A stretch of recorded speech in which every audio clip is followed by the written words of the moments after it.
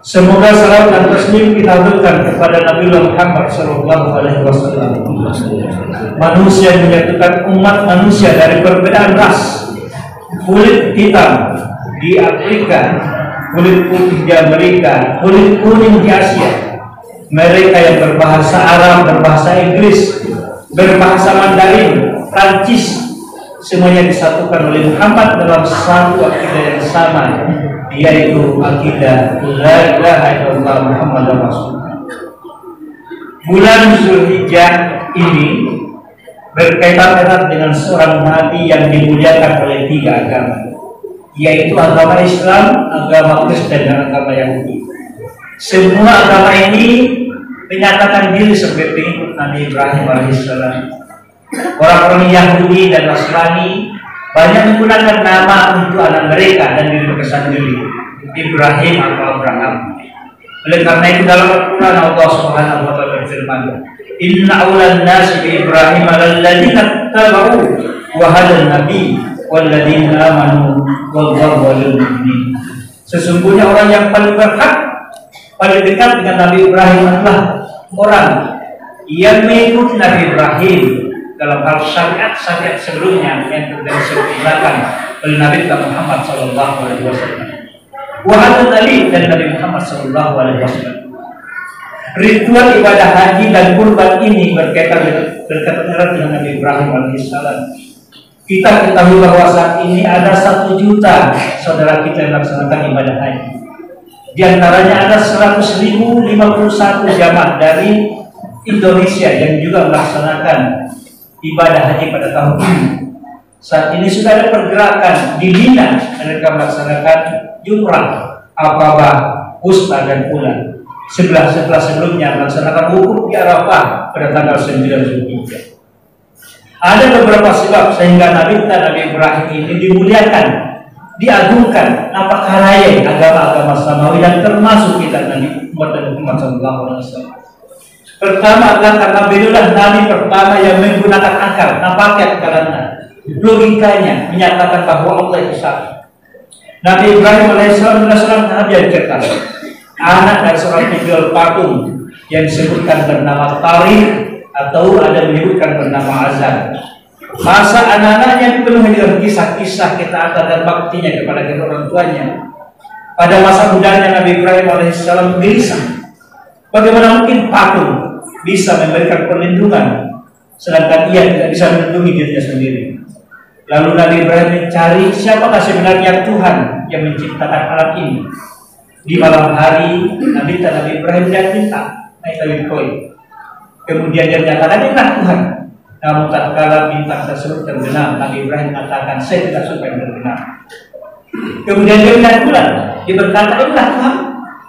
Tatkala bulan tersebut tenggelam, Nabi Ibrahim berkata, sungguh seandainya Allah tidak memberikan petunjuk kepada saya, maka saya akan tersesat. Kemudian di siang hari Nabi Ibrahim melihat matahari, dia mengatakan ini lebih besar, inilah Tuhan saya. Tapi tatkala matahari tenggelam, dia pun berkata, wahai kaumku, sesungguhnya aku terlepas dari apa yang kalian persekutukan. Kemudian setelah Nabi Ibrahim menjadi nabi, Nabi Ibrahim alaihissalam melakukan penghancuran terhadap patung-patung yang ada di kuil Raya Namrus. Kemudian meninggalkan satu patung terbesar. Dia tahu tongkatnya yang ia buat untuk menghancurkan patung-patung tersebut. Kemudian dia letakkan ke atas leher patung yang terbesar tersebut. Atas peristiwa tersebut muncul sebuah pertanyaan besar, dan ini juga pertanyaan Nabi Ibrahim kepada Raja Namrus dan orang-orang yang menyembah berhala pada waktu itu. Pertanyaannya adalah, jika patung-patung itu tidak bisa melindungi dirinya sendiri, maka bagaimana mungkin mereka bisa melindungi orang lain? Atas kejadian tersebut Nabi Ibrahim alaihissalam dibakar di atas api yang dipanaskan selama 7 hari 7 malam. Apakah Ibrahim tahu bahwa api yang berkobar tersebut akan menjadi dingin?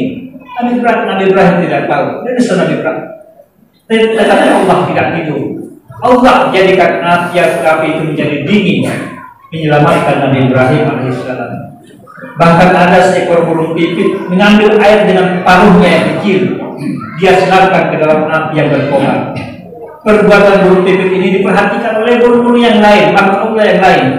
Kemudian mereka bertanya kepada burung pipit tersebut, mengapa kamu bersusah payah mengambil air dengan paruhmu yang kecil?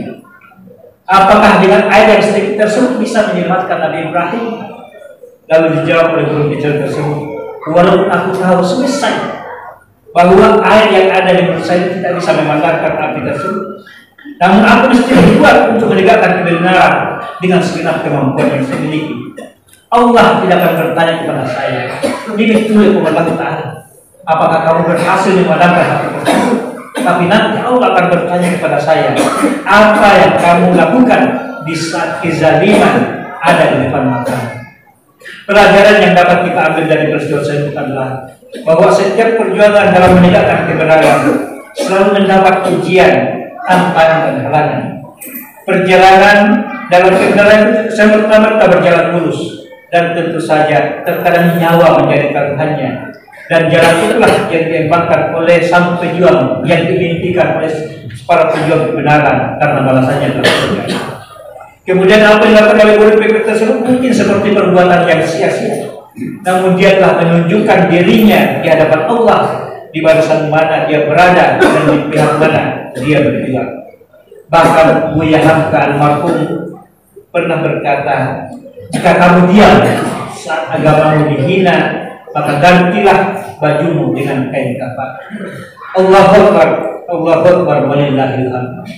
Kemudian yang kedua, Nabi Ibrahim alaihissalam diagungkan nama karaya oleh semua agama-agama samawi, bahkan sekarang bukan cuma agama samawi, karena beliau adalah Abul Anbiya, makna para nabi. Semua anaknya menjadi nabi. Nabi Ismail menjadi nabi, Nabi Ishak menjadi nabi. Bahkan semua nabi-nabi setelah Nabi Ibrahim, Nabi Isa alaihissalam sampai kepada Nabi Muhammad adalah anak cucu dan keturunan dari Nabi Ibrahim alaihissalam. Oleh karena itu Nabi Ibrahim adalah teladan bagi kita bagaimana mencetak generasi-generasi berkualitas. Apa yang dilakukan oleh Nabi Ibrahim alaihissalam dalam mencetak generasi-generasi berkualitas? Yang pertama adalah dia mulai dari dirinya sendiri. Dia mensalihkan dirinya terlebih dahulu. Imam Al-Ghazali mengatakan dalam tausiahnya, "Allimu auladakum khamsan wa isrina sana qabla miladi." Pakuru anak, bimbing anak 25 tahun sebelum dia lahir. Jadi kalau kita bina anak kita ketika dia sudah lahir itu sudah terlambat. Karena karakter kita ini, sifat-sifat kita ini, tabiat kita ini, pembawaan kita ini akan menurun kepada anak kita. Maksudnya sifat jasmani dan rohani kita ini akan menurun ke anak kita lewat kromosom dan gen mereka. Nabi Ibrahim lahir dan tumbuh berkembang dalam lingkungan yang jauh dari kesalihan. Bapaknya yang dikatakan bernama Talih, ada yang mengatakan Azab, ada pula yang menyebut bapak itu adalah pamannya. Mereka adalah orang-orang yang aktif dalam penyembahan berhala, bahkan menjadi penjual patung-patung. Tetapi Nabi Ibrahim berusaha dan berjuang untuk mensalihkan dirinya keluar dari praktek berhala tersebut. Dia membentuk karakter dirinya menjadi karakter yang baik dan saleh. Dan kelak karakter Nabi Ibrahim ini pula lah yang akan menurun kepada putranya Ismail dan Ishak. Hadirin dan hadirat sidang jamaah salat Idul Adha yang dimuliakan oleh Allah Subhanahu wa taala. Tidak ada orang hebat dan terkaya. Tidak ada orang yang saleh kecuali dia lahir dari orang-orang yang hebat pula. Pasti ada bapak atau kakeknya yang merupakan dulu adalah orang yang besar, orang hebat dan orang yang saleh. Oleh karena itu mungkin di antara kita ada yang heran, kenapa ada orang yang hebat tapi bapaknya biasa-biasa. Bisa jadi mungkin kakeknya adalah orang yang hebat. Kita lihat di atas, mungkin kakeknya bukan orang besar, tapi pasti ada di atas jalur yang lebih di atas adalah orang yang besar atau orang yang besar. Rasulullah SAW bersabda, Inna Allah yahfadus salihah ila sab'ati ajyal min dzurriyyati. Allah Subhanahu wa taala akan memelihara orang saleh itu sampai 7 keturunan dari anak cucunya. Oleh karena itu hadir dan hadir yang dimuliakan oleh Allah Subhanahu wa taala.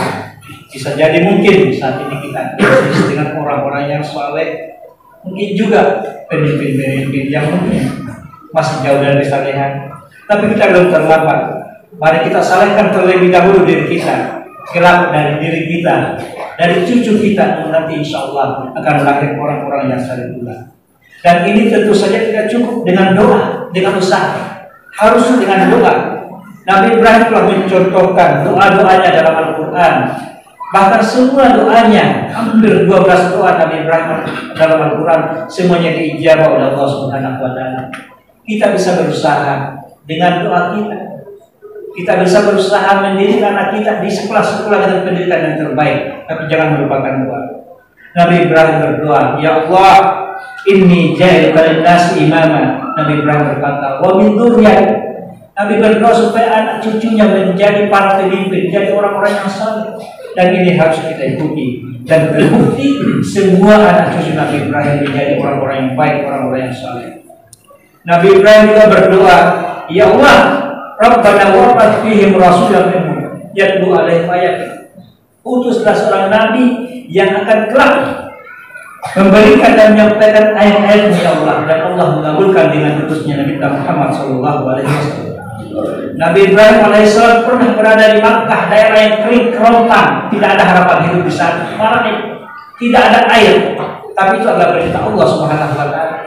Tapi Nabi Ibrahim tidak pernah berhenti berdoa, "Rabbi ij'al hadza baladan aminah." Ya Allah, jadikanlah Makkah ini daerah yang tangguh, ini daerah yang aman. Nabi Ibrahim tidak pernah merasakan keamanan di masanya. Istrinya Sarah diusir, bahkan terancam oleh Raja Mesir pada waktu itu. Tapi Nabi Ibrahim berdoa, mungkin bukan era saya aman, tapi nanti anak cucu saya merasakan keamanan tersebut. Warzuqlah lahum minat thamarat, jadikanlah Makkah ini yang kering kerontang ini tumbuh dari perbuminya, keluar dari perbuminya hasil kekayaan alam. Betul, saat ini orang-orang yang ada di Makkah merasakan buah-buahan, bukan cuma buah-buahan, tapi emas dalam bentuk minyak bumi yang besar yang dinikmati oleh raja-raja di saat ini. Itulah Nabiullah Ibrahim alaihissalam.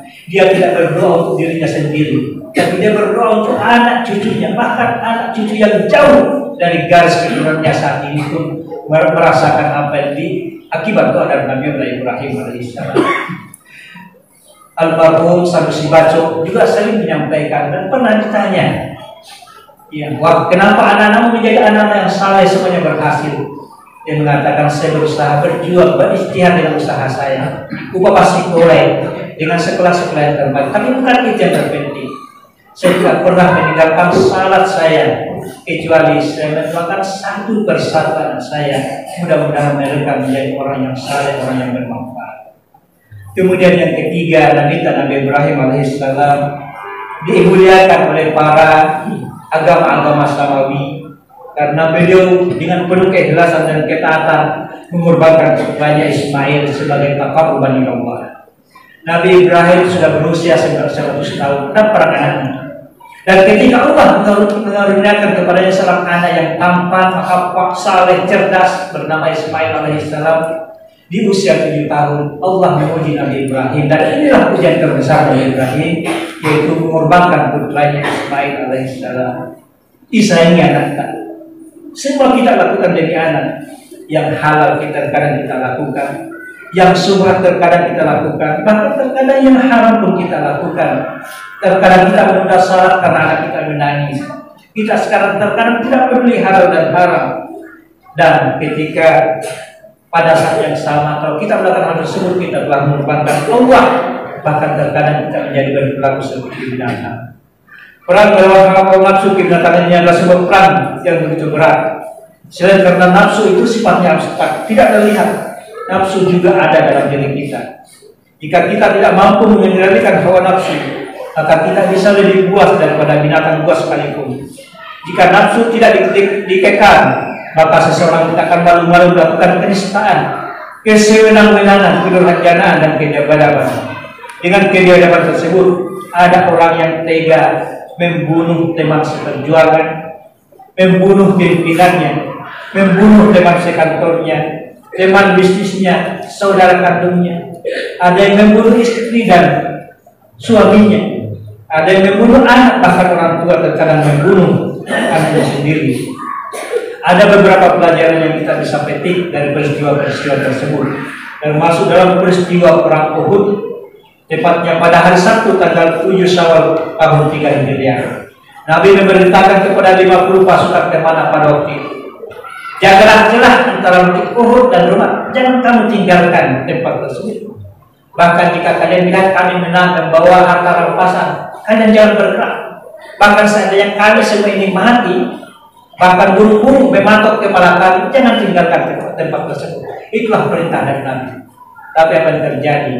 Pasukan pemanah tersebut ketika melihat kaum muslimin sudah meraih kemenangan, membawa harta rampasan, mereka meninggalkan tempat tersebut karena ingin mendapatkan harta rampasan tersebut. Dan ini akibatnya luar biasa. Sahabat terjadi peristiwa yang membuat Rasulullah SAW mengalami luka-luka, giginya patah. Bahkan sahabat paman beliau Hamzah pun juga menjadi orang yang gugur dalam peristiwa tersebut. 69 sahabat gugur pada saat yang sama. Saat ini hadirin dan hadirat yang dimuliakan oleh Allah Subhanahu wa taala, ada orang yang merampok, membunuh, menipu, bukan karena kebutuhan, tapi karena sudah menjadi kebiasaan yang sulit untuk ditinggalkan. Peristiwa-peristiwa yang tragis lainnya adalah hancurnya moralitas. Sekarang ini laki-laki bisa kawin dengan laki-laki, perempuan bisa kawin dengan perempuan. Di Amerika, di Denmark, dan di negara-negara Eropa, jika ada yang menentang berarti dia menentang hak asasi manusia.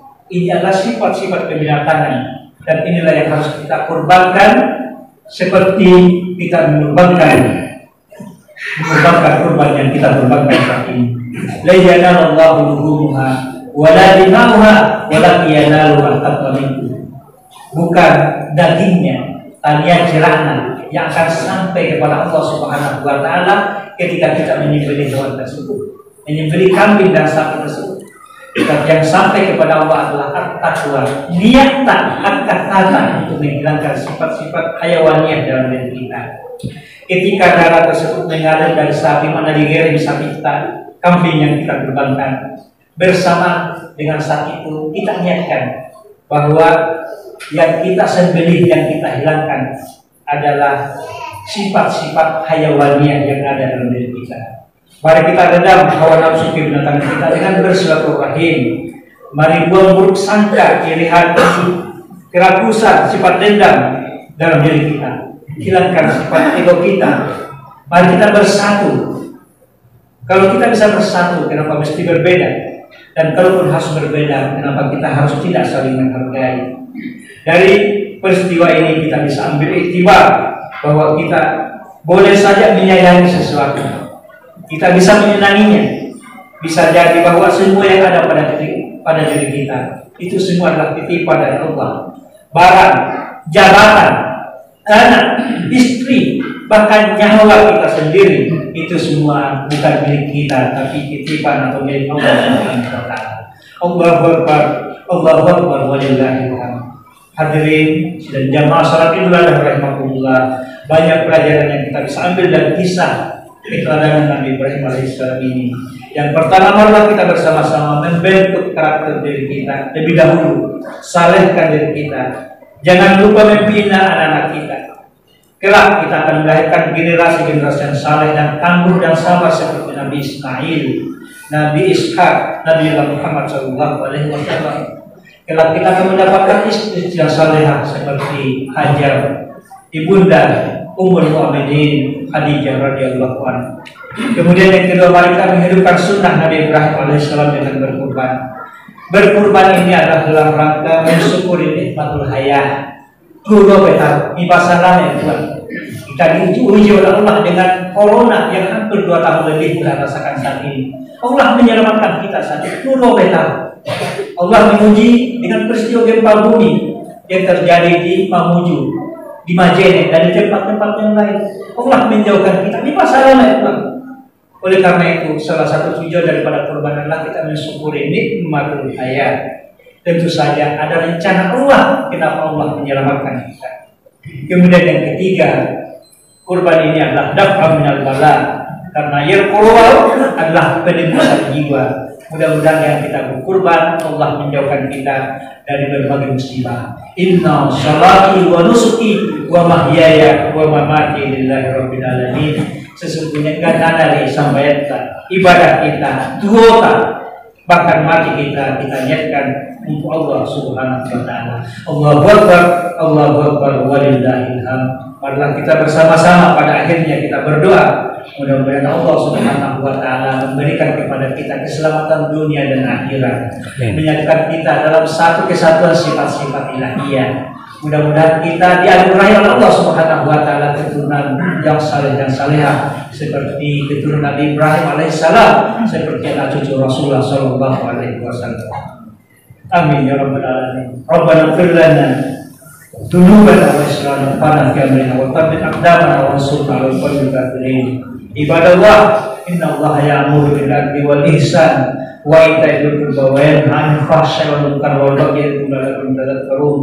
Wa sallallahu ala sayyidina Muhammad wa ala alihi wa sahbihi ajmain. Walhamdulillahi rabbil alamin. Minal ghaibin wal faizin.